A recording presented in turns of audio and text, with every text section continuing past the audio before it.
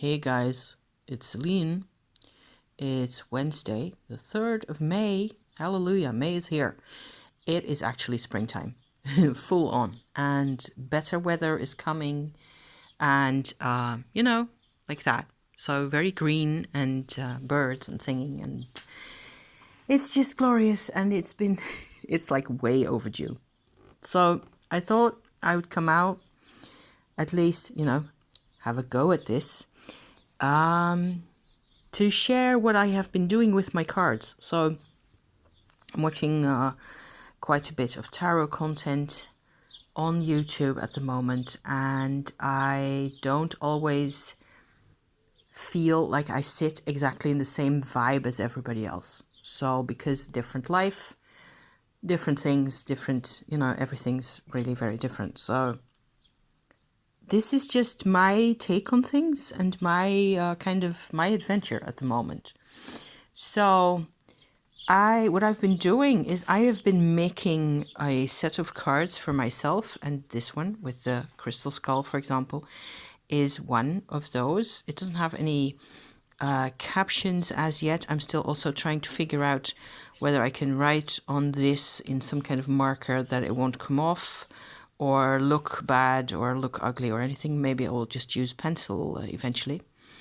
The thing is, these are 5 little piles here. 1, 2, 3, 4, 5, like so. And in principle, each of these has my oracle card. Yes. Okay, so on top, what you see is an oracle card that I have been making. So some of these are kind of sassy, I suppose you would call that. This is one of the more easygoing ones. I have actually substituted the one that was originally here because I didn't want to offend the internet with what was happening on that card. So I picked a bit one that's a bit safer. In general, what is here is all really safe, but there have been issues in our, in this household where a lot of it has to do with vulnerability and emotions and getting through to yourself, basically. So this is one way I've been using my cards so far, and it seems to give me a way to think about things, which I really enjoy. It actually gives me different perspectives. I do have to work for that, though. I spent, at least 40 minutes or so reading on my guidebooks for the tarot cards that are underneath each and every one of these oracle cards. So I have been doing a lot of drawing, some of it on the computer, like this one, for example, is a combination of a drawing that I made and a photograph that I nicked off the internet. This is a thing I made also on the computer, but it's basically a really old drawing that I made myself when I was 16 or so. This one is totally off the internet with a bit of color added in. This one as well, and this is a photograph I took a couple of years ago of blooming passion flowers. This has always been a really important plant to me. So I'm very much a plant kind of a person. What I have underneath each of these cards, so I picked purposefully 5 cards to represent like a Celtic cross or more like 4 corners of the compass kind of a deal. So this starts in the south here with this one, west, north, east, and center. That is the plan of the oracle cards, and for me the directions kind of represent what you would normally get in a medicine wheel or something like that. So this card here, which is a really old drawing, actually represents an inner child part of myself that I wouldn't mind picturing in the west of my medicine wheel, if you like. So I would have laid those out in a wheel to show you, except that doesn't work because I have 4 tarot decks underneath each of these, and we're going to get to that. But this is like still very sensitive, hidden parts to myself that I hardly dare think about, those kinds of things. That sits in the West for me. In the South, my first number one card, that is much more confident. It's much more my recent state of mind, how I have been, going about things, how I feel, the springtime and all the rest of it. The North position with the skull here definitely has the fairly, I think, traditional approach of the North position in the medicine wheel, that of where you get your advice from your teaching. So where you are really a student yourself and what that is supposed to. So the skull card for me represents that kind of a situation where I'm actually supposed to learn something, shut up for a bit and learn and pay attention, to life. And then what kind of a card comes out. What I do is I pick my oracle cards.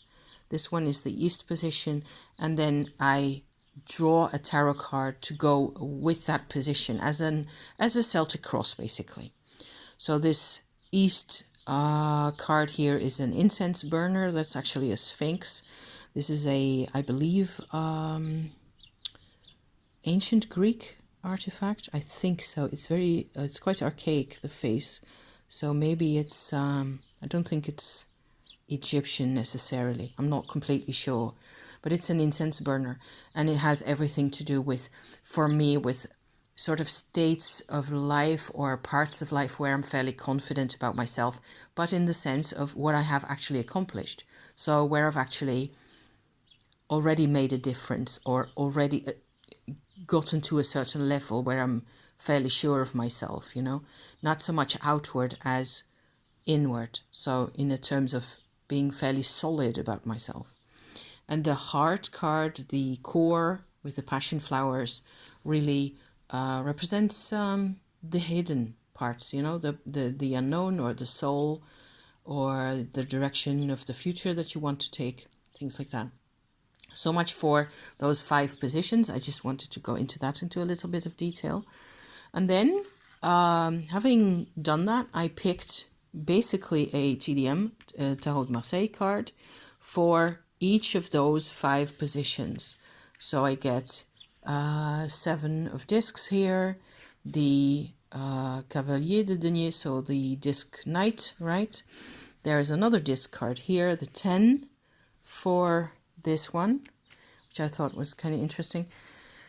The Empress comes out as the solitary major card for the incense burner situation in the East, which I find kind of neat. And in the heart of things is the Ace of Cups, like so. And because I wasn't really super satisfied, neither aesthetically in terms of, those, okay, this is fairly okay in terms of line work, but these are really very different. I went ahead and picked the same card. This is something I've done loads of times because I tend to be a really visually oriented person. And so maybe I will just focus on this pile here now, because that would be easiest. I picked out the Ace of Cups, as we have her here, in 3 other tarot decks.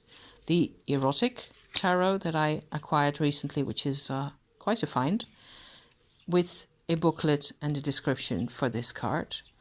The Herb Crafters Tarot that I got in the winter as a present from husband, which shows you a completely different kind of a setting. And then again, it is high summer, plantain. It's not like it doesn't make any sense. And the third deck I picked was this one, the Voyager Tarot, which I got given by a friend who didn't really work with it and couldn't figure out how to work with it. And I have severely cropped and edged and messed with this deck in order to be able to use it. I am by now really fond of it, and I find it really sort of, even though these tarot decks are so crazy different from from each other, you know, and in terms of aesthetic, in terms of artwork, in terms of, you can't get any more out there than this, I think. And still, there's like some kind of a common denominator in each. And I've been reading descriptions in these 3 books, not in that one for now yet.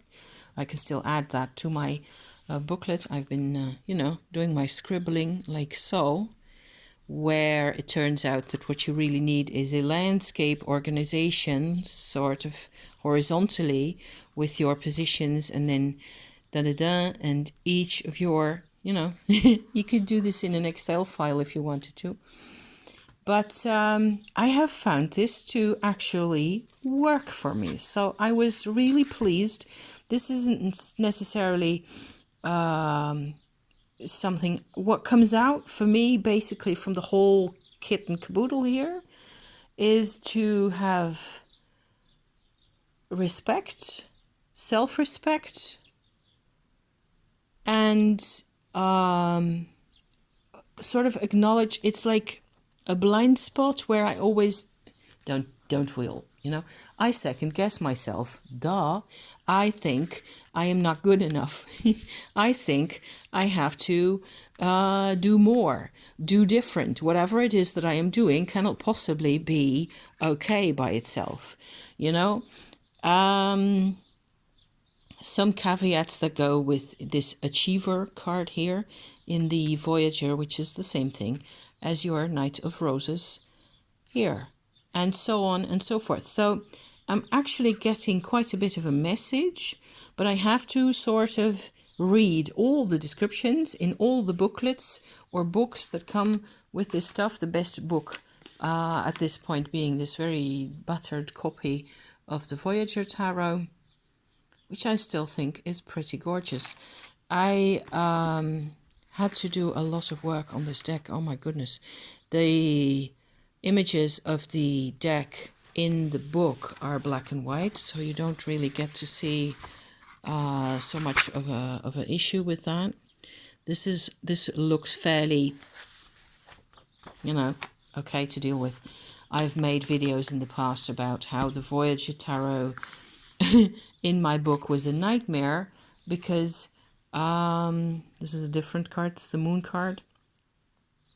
A lot of these just have really bright, stark. This is a better example here. It's another Pentacles. No, this is Judgment. Sorry, I was messing with Pentacles cards earlier.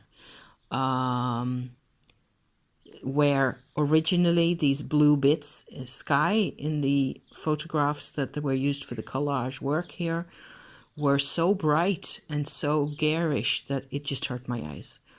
However, I put some sort of brown ink wash, transparent wash over the top of everything, even 3 or 4 layers, I believe, letting it dry each time. And by now, it looks pretty decent, if I say so myself. So I think that these are really beautiful now. And it would really do to sort of rework this with a filter, You could so easily nowadays, I believe, you wouldn't even have to think about it.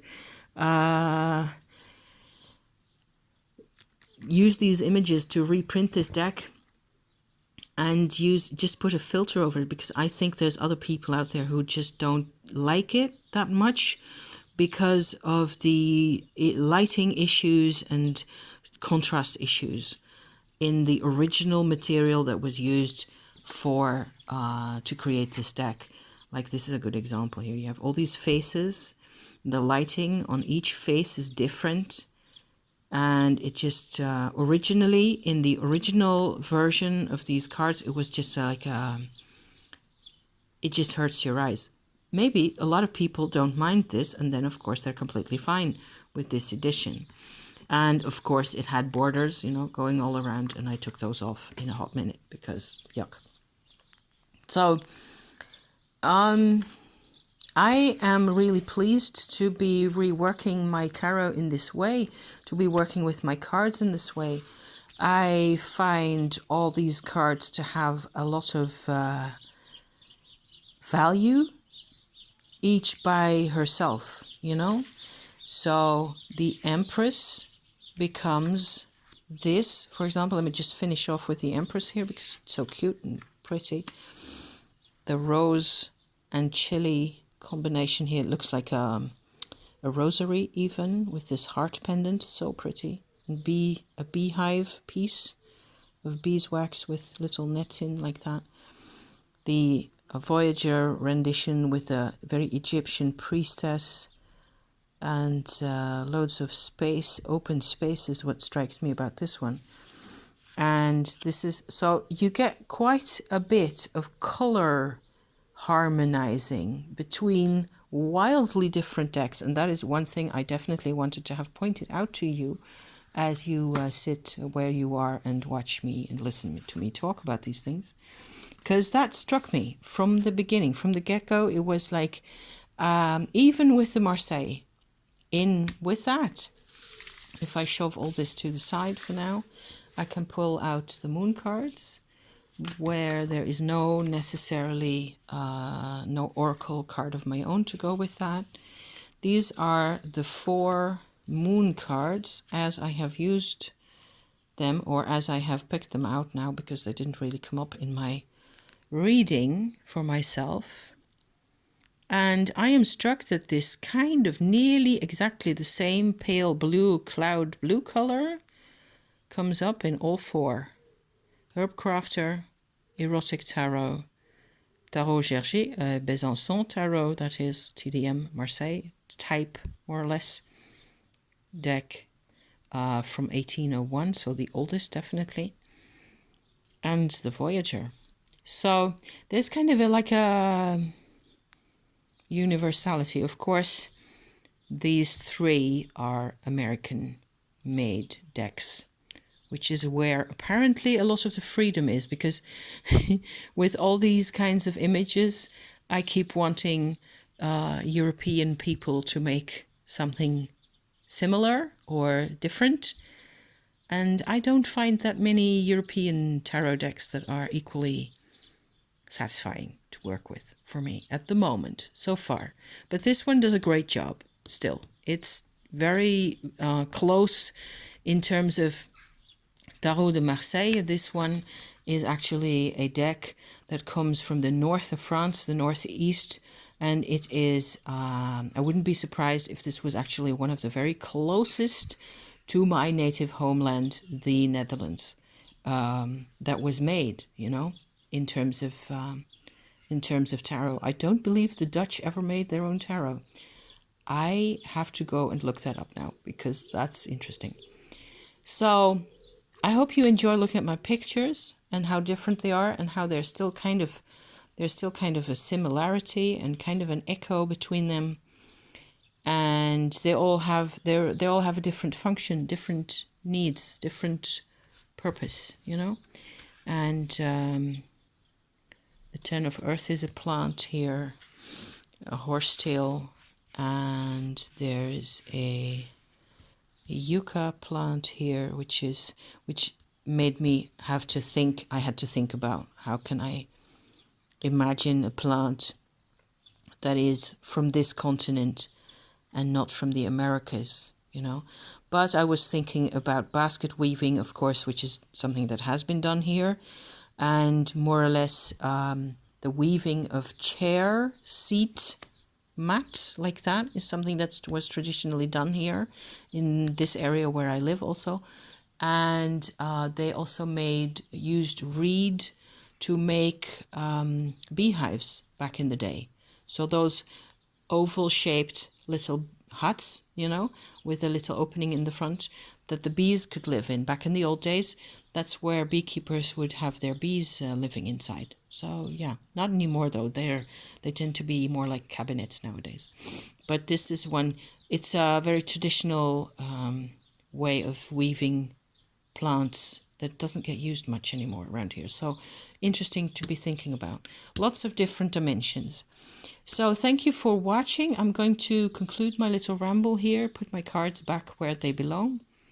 And I'm reading guidebooks, which is total fun, but it takes a lot of time. Boy, this takes a lot of time. And then taking my notes and digesting my notes and comparing the notes to other notes and then thinking about those and so on and so forth. So time is really important. Thank you for watching, my dears. I will be seeing you next time. Okay, ciao for now.